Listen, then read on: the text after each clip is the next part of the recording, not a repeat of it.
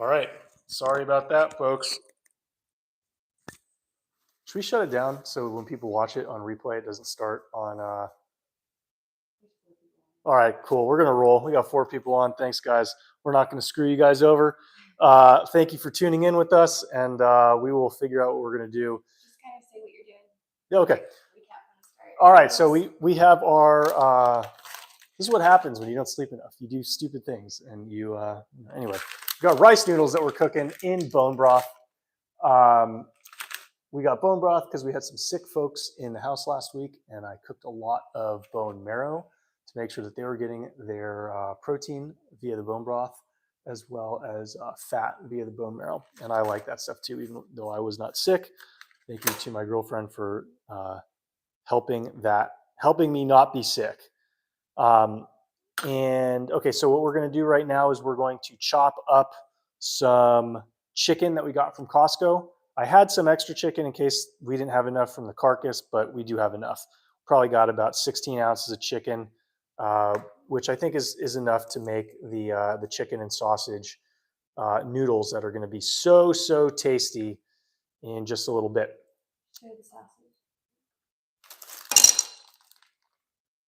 Awesome from Costco. All this stuff, by the way, I don't know how much of these sausages cost. Do you remember? It's an 8-pack for $20. 8 pack for $20, so $2.50 each. So that's $7.50 worth of sausage, $3 worth of chicken, and like $1 worth of noodles. So this is a $15 meal. It could realistically feed Alex for 2 meals, or normal Americans for about 5. I think. Yeah, so this is going to have about 180. No, it's going to have more. So this is going to be actually about 20 grams of protein here. So 20 grams of protein from chicken is going to be, or 20 ounces of protein from chicken is going to be about 125 grams of protein. Plus 3 of those is going to be about 175. So we're actually going to be looking at about 190 grams of protein for all of this. And so you'd have to get about 4 Chipotle burritos to get that much protein, or you eat one of Chef Alex's awesome sausage noodle dishes. Okay, so without further ado, we were talking. Yeah, okay, so the sausage is delicious. The chicken, I'm not a huge chicken fan. I eat chicken, but I never really eat chicken on its own for the most part, because chicken to me is too lean. I like fattier meats. I like pairing fatty meats with lean meats. And I just don't think that this sausage is actually too fatty on its own. It doesn't taste good because in my view, there's actually too much fat for it to taste optimal. And so the way we cut the fat, if you will, is not by cutting the fat or not by soaking it up with grease, but actually just mixing it with leaner meat. So we got a bunch of lean meat here. I can finish stripping that later.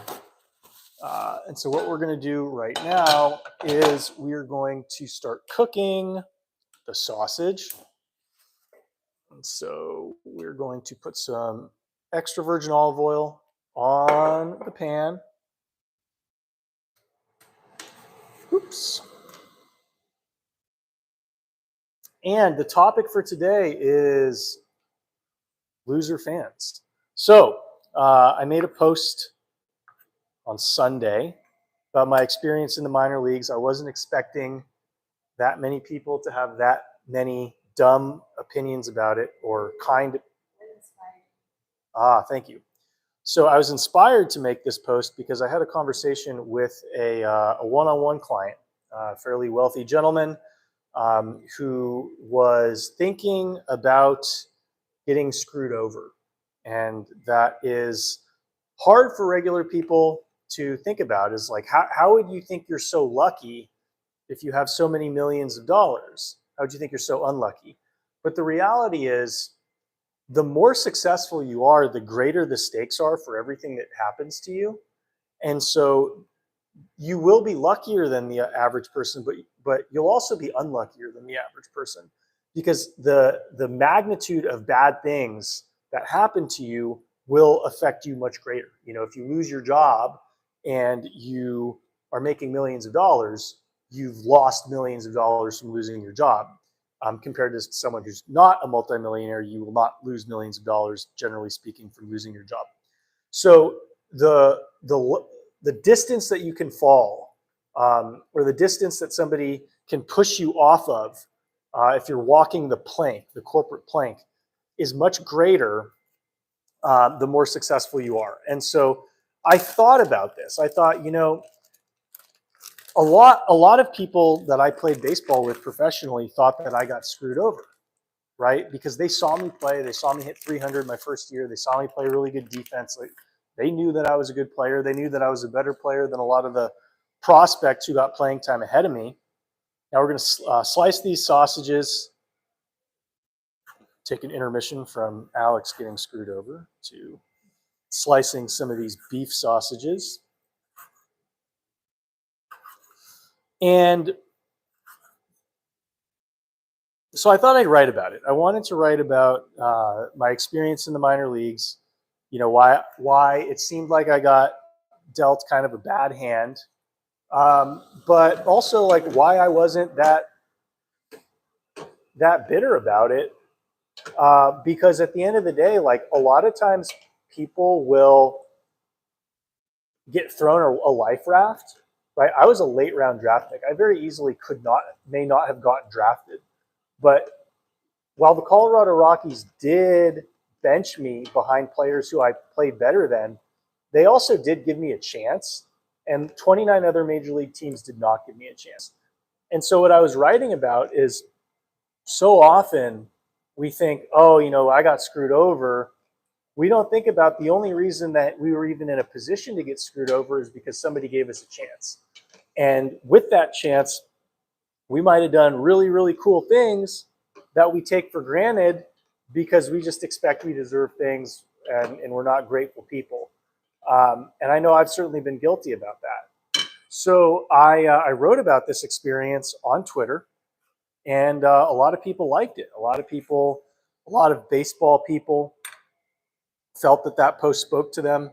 Coaches, players, followers of mine. My high school coach retweeted it. Other professional players who had similar experiences in the minor leagues liked it. But there were haters, obviously. Anytime you have a popular post, you have people who will make very mean comments about it. So I had I don't know, I usually don't keep count, but for the purpose of this, I took screenshots. So I had 6 to 10 people tell me that I was soft, look up my stats, say, well, if you were so good, how come you hit 211 your last year? Not realizing I didn't play much my last year because I was benched behind people despite playing well earlier. Anyway, a lot of people were just like, yeah, cut the excuses, bro. You just suck. You got what you deserve.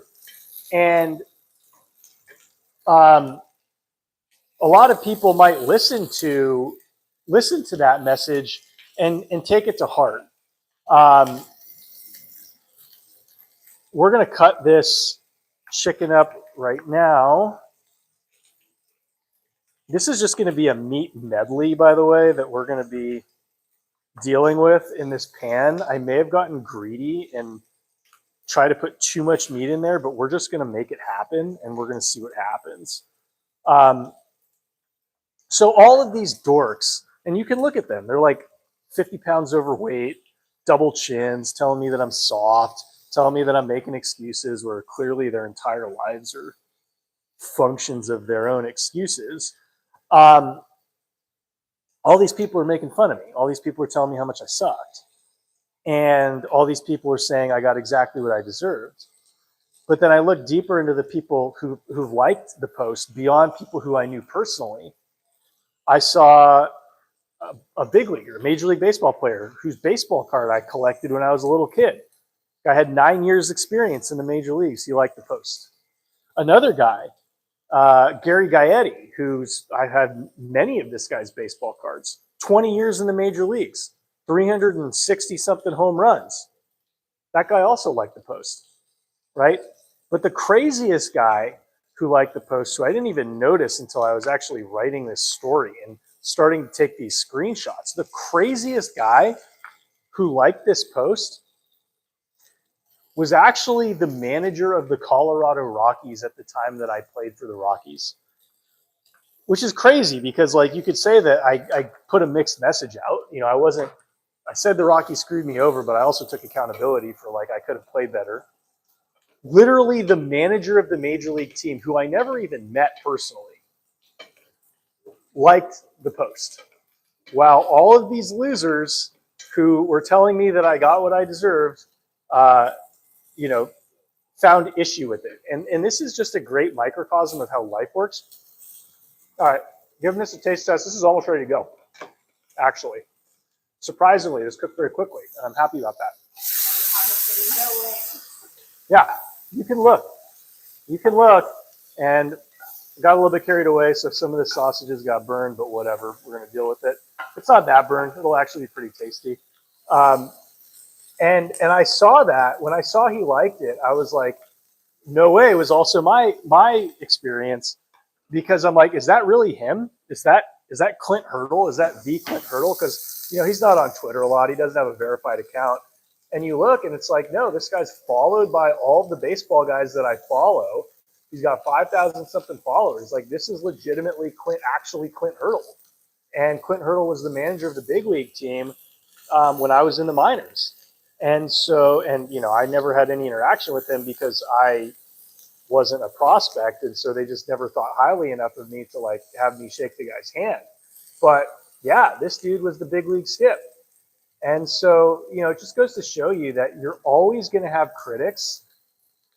And if you pay attention to your critics, you're never going to start anything, because they're always going to convince you that like everything you're doing is kind of dumb.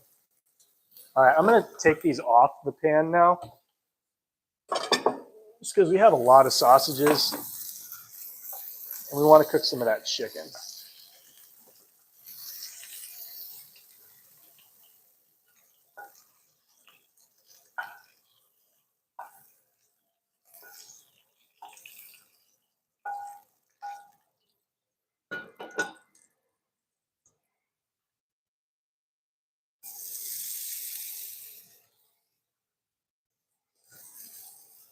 And so many people, especially people who don't have the fortune to be surrounded by like a lot of winners, they only see the negative people because they're surrounded by a lot of excuse makers in their lives. And so they'll get brought down. They'll think that they need to be Superman when they don't, not realizing that like, dude, a lot of people who are really successful respect what you've already done. And you don't need to play to a crowd that's going to hate you no matter what you do, which is exactly what these haters would do. I could be anybody. And you know, people tell you that when you're younger, like, oh, bullies, they're mad at themselves, they're not mad at you. It's like, no, that's actually true. The bad bullies anyway. The good bullies might have reason to say what they're saying, but we can get into that another day. Okay, these noodles are done.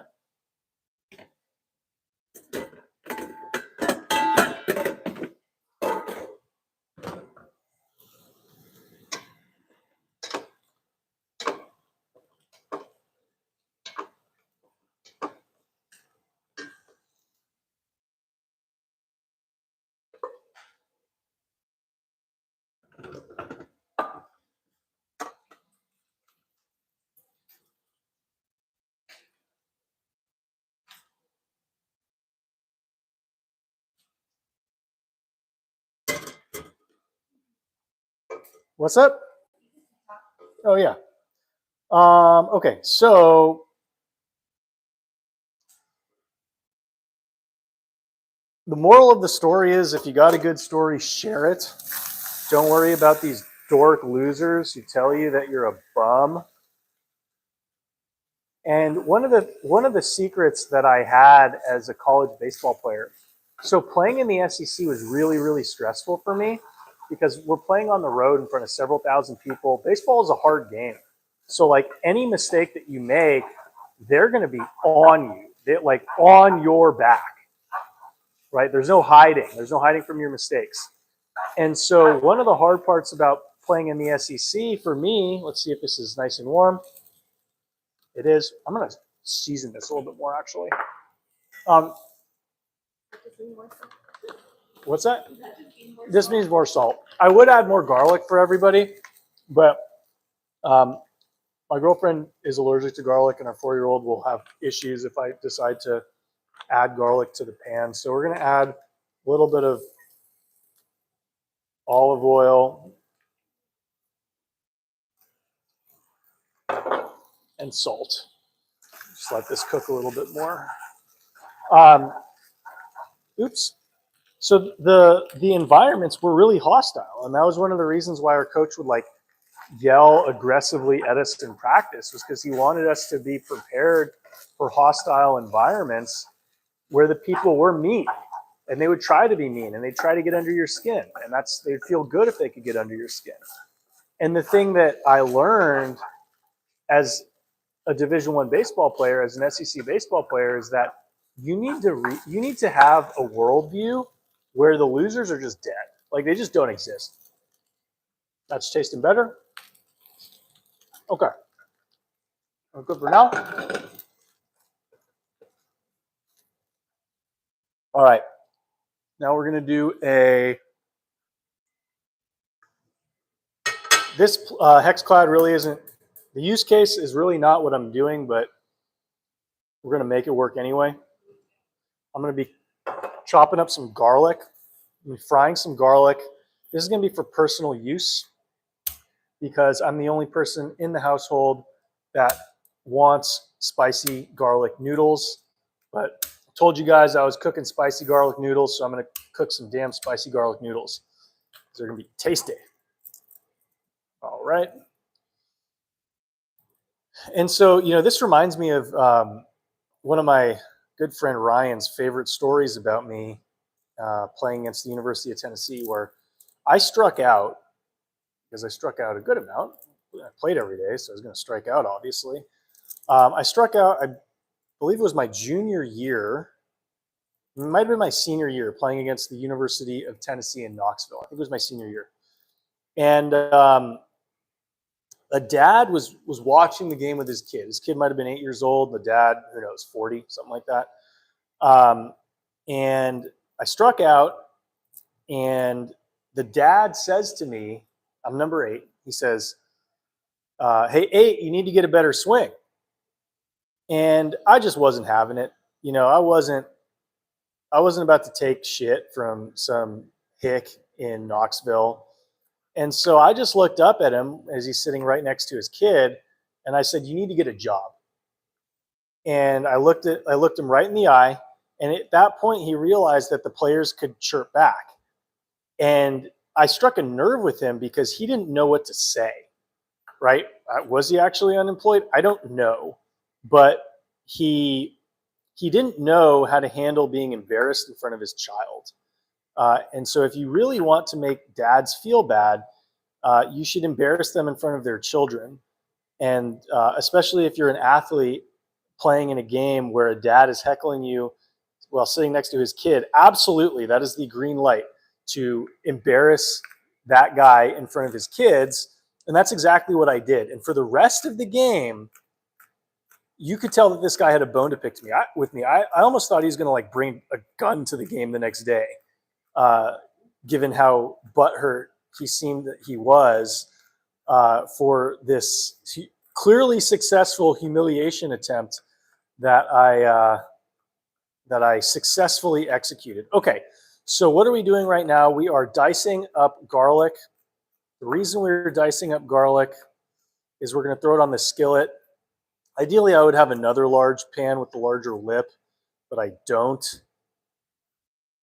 because Chef Alex cooks with limited equipment and didn't get the fancy pants Hexclad set because his girlfriend probably would have complained that we don't have enough space for all the pans. So, what? Oh, okay. Well, maybe. There's a question about it. What's the question? Does an Hexclad carry the same carcinogen concern that a regular Teflon pan does? According to them, they don't. They're stainless steel, and you can use steel on them. Yeah. We've had this in a while, and it's not cracked. It started to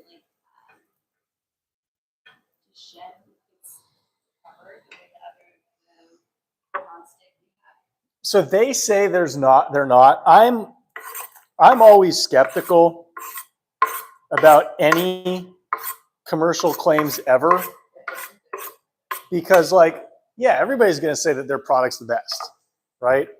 I hope their product's the best. But you can give a review because you've been using this one for a while.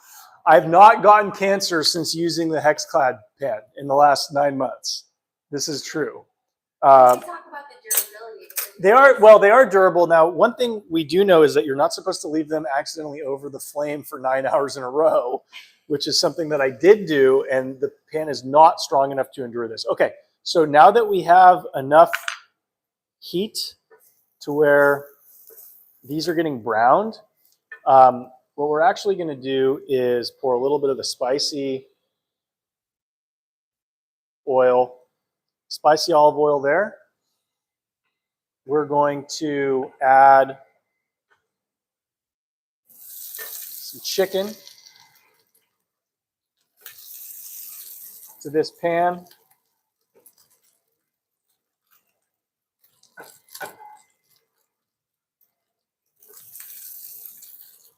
I'm going to add some sausages to this pan. And then we're going to add some noodles to the pan as well.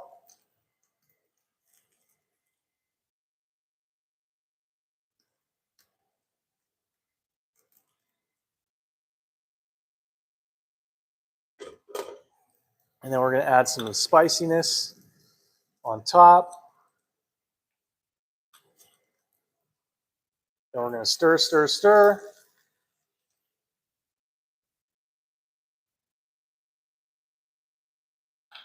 We'll actually get a new bowl.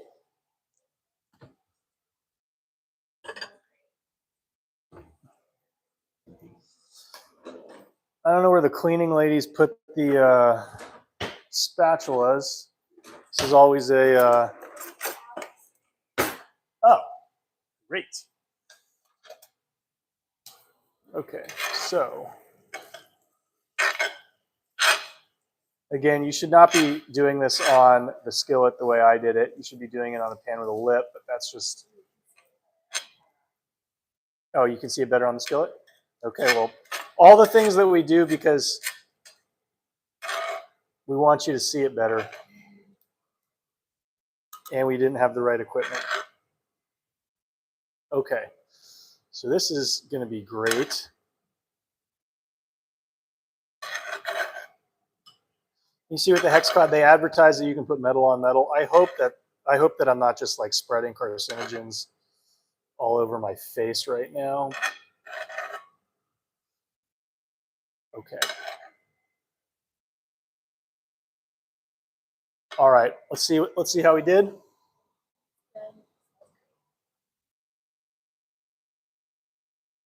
give it the shot right here.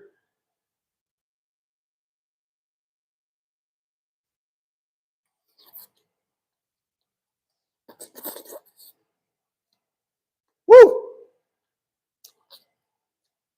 Chef Alex didn't miss. Thank you for tuning in. Catch you on Friday, same time, 2 o'clock Eastern. We'll try to be on time. Thank you for bearing with us with the audio issue and being a few minutes late today. Check us on Friday. If you have any questions, obviously post them below, and we'll see you there.